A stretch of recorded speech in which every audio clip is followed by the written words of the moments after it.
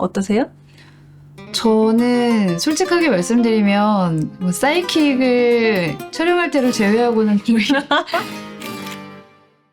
안녕하세요. 사이킥 애청자 여러분. 김아름 작가입니다. 안녕하세요. 두 번째 마음 노은정입니다. 소장님 혹시 요즘에 그 상담실로 찾아오는 내담자 중에 번아웃을 겪고 있는 내담자들도 있나요? 번아웃은 많은 분들이 또 직장인 분들이 이야기하는 또 내용이기도 하죠. 또 토스트아웃이라고 해서 번아웃 직전의 상태를 이야기하시는 분들도 있는데 워낙 요즘 얘기들을 많이 하니까 나 번아웃인가 봐요 라고 이야기하면서 오시는 분들도 많이 있습니다. 네. 저희 사이킥의 지금 신드롬 시리즈를 하고 있는데 사실은 지금 이 번아웃 증후군을 빼놓을 수 없을 것 같아서 오늘은 이 번아웃 증후군에 대해서 한번 이야기를 해보겠습니다. 많은 분들이 이미 너무 잘 알고 계시죠. 번아웃을 이미 겪고 계신 분들도 많고 실제로 대한민국의 성인, 직장 생활을 하고 있는 성인 10명 중에 7명이 번아웃을 경험했거나 경험하고 있다고 그렇게 조사 연구 결과가 발표가 됐습니다. 번아웃의 개념에 대해서 조금 설명을 드릴게요. 세계보건기구에 따르면 번아웃이란 만성적 직장 스트레스가 제대로 관리되지 못해서 나타나는 현상으로 그렇게 분류합니다. 그래서 이 번아웃 증후군이 2019년 5월에 국제질병분류의 11번째 버전에 새로 추가된 질병의 원인이 되기도 했습니다. 이게 업무나 회사 동료에게 거부감, 부담감, 혐오감을 느끼기도 하고 월요일이 찾아오면 뭔가 신체 증상이 나타나기도 하고 그리고 이런 증상들이 쉽게 사라지지 않고 업무 태도나 사람들에 대해서 방어적인 자세를 취하게 되기도 하는 그런 증상으로 나타나는 것입니다. 네. 우리가 막 하얗게 불태웠다 이런 얘기 하는 것처럼 번아웃은 그야말로 소진이 다 되어져 버린 그런 상태를 이야기하는데요. 번아웃이 오래되면 먹는 거나 잠자는 것에도 영향을 많이 주고 또 정서적으로도 우울감이 좀 지속될 수 있기 때문에 잘 관리를 하는 것이 필요할 수 있습니다. 이 번아웃의 구성 요소를 3대 차원으로 초기에 이 번아웃 이 개념을 말씀하신 크리스티나 마슬라흐라는 분이 3가지 차원에 대해서 이야기를 했는데요. 3가지 차원은 첫 번째로 정서적, 신체적 고갈, 두 번째는 냉소적인 태도, 세 번째는 직무 효능감이 저하되고 성취감이 감소하는 것 이렇게 구분을 했습니다. 그래서 번아웃을 겪고 있다면 정신적으로, 신체적으로 고갈되었기 때문에 신체적으로 너무 피로감을 느끼거나 혹은 만성적인 스트레스 때문에 탈진감을 느낀다든지 무력감을 느낀다든지 하는 증상이 수반되고요. 그리고 냉소적인 태도로는 일이나 직무에 대해서 무관심해지고 수동적인 태도로 돌변하게 되는 것, 열정을 잃어버리는 것들을 포함합니다. 그리고 직무 효능감이 저하되고 성취감이 감소되는 것은 예전 같았던 어떤 업무 성취감을 느끼는 부분 그리고 효율성을 느끼는 부분 이런 것들이 저하되면서 자신감과 만족감이 동시에 떨어지는 그런 현상을 또 관찰할 수 있다고 합니다. 번아웃의 원인에 대해서 좀 2가지 차원으로 살펴볼 수 있을 것 같은데요. 개인적인 요인과 일하는 환경이나 업무에 관련된 내용으로 나누어서 볼 수 있을 것 같아요. 개인적 요인이라고 한다면 본인이 평소에 좀 스트레스를 자주 받거나 아니면 신체적으로도 지금 좀 많이 힘든 상태 일 때 더 그것들이 나에게 크게 느껴질 수 있는 부분들이 분명히 있고요. 두 번째로는 업무 자체가 과도하게 많다거나 아니면 내가 일하는 상황에서 직무에 대한 통제권이 전혀 없고 또 그 조직 내에서의 불편감이나 이런 것들이 있을 때 번아웃이 올 수 있습니다. 이런 것들이 반복되는 압박으로 느껴지게 되면 내가 이것을 통제하거나 바꿀 수 있는 부분들이 없다고 생각해서 정서적으로도 신체적으로도 많이 소진되는 거죠. 네. 소장님은 한때 번아웃을 겪어본 적이 있으세요? 현대의 번아웃을 경험하지 않은 사람들이 오히려 좀 더 적을 정도로 한두 번쯤은 열심히 일하신 분들은 또 경험해 보지 않았을까 그런 생각이 들기도 하는데요. 어떠세요? 저는 솔직하게 말씀드리면 사이킥을 촬영할 때를 제외하고는 거의 늘 번아웃에 시달리면서 산다고 그렇게 봐도 과언이 아닐 것 같아요.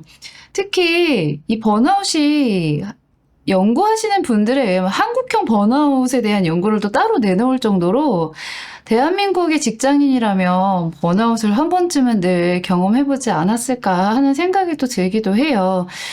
왜냐하면 7, 80년대 대한민국이 경제 성장을 하기 위해서 모두가 다 우리의 그 윗세대 분들이 몸을 갈아 넣어가면서 사실은 이 발전을 이루어냈잖아요. 근데 그때 일을 했던 어떤 조직 분위기라든지 업무 강도라든지 이런 것들이 지금에도 계속 이어져 오기 때문에 사실 그때의 업무 강도나 그 조직 분위기 문화를 지금도 계속 이어서 가야 하는 직장인들에게 이 번아웃은 사실 대한민국에서 필연적으로 발생할 수 있는 부분들이지 않을까라는 생각도 저는 조금 들었어요.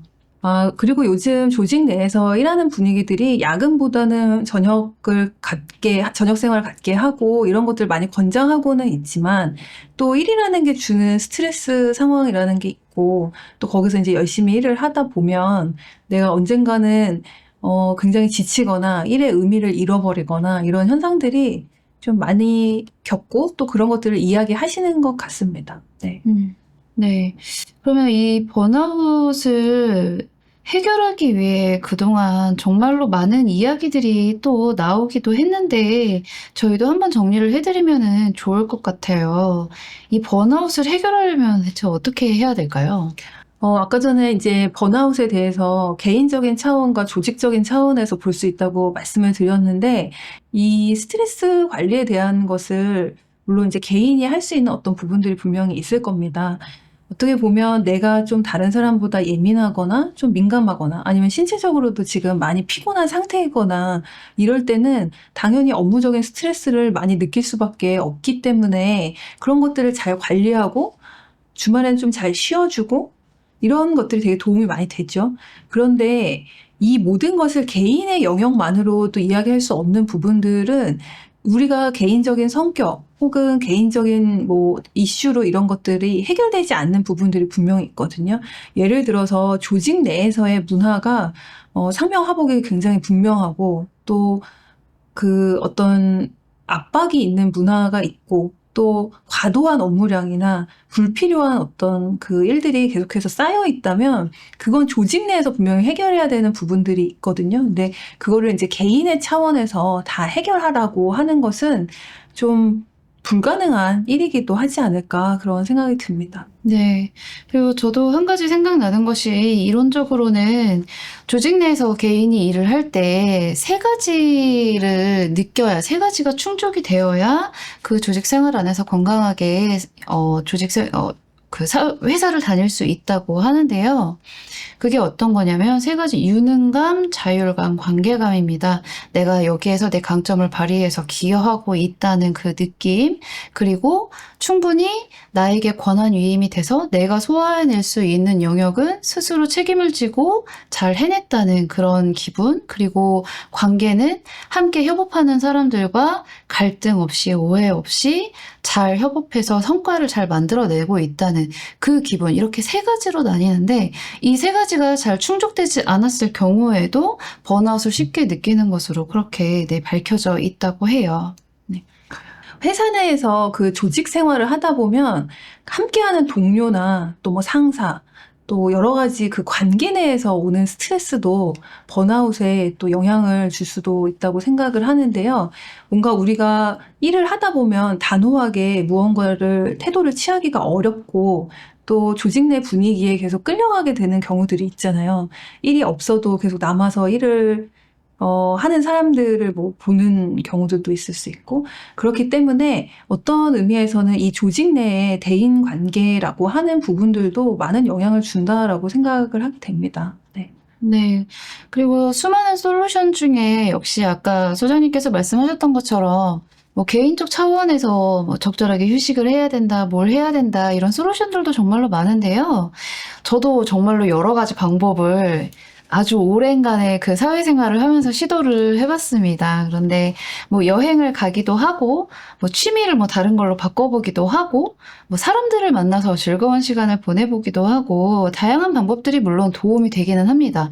하지만 길게 여행을 다녀온다고 해서 다시 돌아와서 내가 몸담은 그 똑같은 회사, 똑같은 조직, 똑같은 사람들 속에서 번아웃을 다시 겪지 않고 잘 일하기란 쉽지 않은 문제이기도 하죠.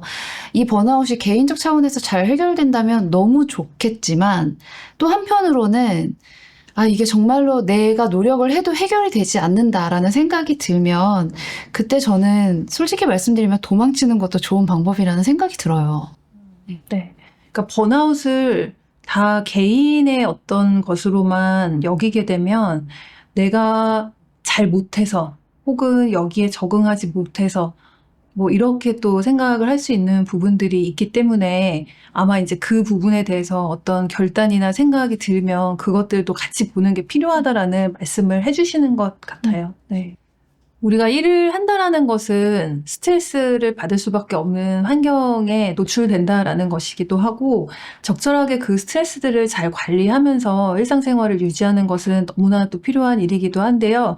한번 하얗게 타버린 마음을 도대체 어떻게 또 재건해야 되는지 모른다고 생각이 들 때가 많이 있잖아요. 그래서 사실 어떤 분들 같은 경우에는 내 마음이 번아웃 상태인지 모르는 경우들도 많이 있거든요. 그래서 지금 내 상태가 어떤지 그런 것들을 잘 살펴보고 또 개인적으로 할 수 있는 부분들이 있다면 최대한의 방법으로 내 마음을 보살피고 건강도 보살피고 또 이런 것들이 되지 않았을 때 조직적으로는 어떤 방법들을 취할 수 있는지 또 누군가의 도움이 필요한지 이런 것들을 전반적으로 보는 게 중요하다는 생각이 들고 또 우리가 업무를 하면서 느끼는 스트레스에 대해서 이야기하는 것을 너무 부정적으로만 보지 않는 분위기도 필요하다고 생각이 듭니다. 네, 오늘 나눈 이야기는 저에게도 정말로 많은 도움이 되었는데요. 네, 각자에게 필요한 방식대로 적용하면 정말로 좋을 것 같다는 생각이 드네요. 네. 네, 오늘은 번아웃 증후군에 대해서 알아봤는데요. 사실 번아웃 증후군에 대해서 조금 더 깊이 알고 또 해결책까지 들여다보려면 더 많은 분량과 많은 회차가 필요하기는 합니다. 그래서 저희가 아까 앞에서 말씀드렸던 것처럼 번아웃을 유발하는 데에는 사실 이 번아웃을 줄여가는 데에는 내가 어떤 사람인지 아는 것도 중요하고 또 내 주변에 내가 관계를 어떻게 맺어가고 있는지 그리고 내가 일하는 방식은 어떠한지 이 조직과 사회에는 어떤 개선이 필요한지 다각도에서 들여다볼 필요가 있습니다. 그래서 이 부분들에 대해서는 저희가 차후 준비될 콘텐츠에서도 차차 하나씩 다뤄볼 수 있도록 하겠습니다. 네. 오늘은 번아웃에 대해서 좀 간단하게 알아봤지만 나중에 좀 더 이야기할 수 있는 기회에 더 많은 것들을 이야기해 보도록 하겠습니다. 네. 오늘 수고 많으셨습니다. 감사합니다.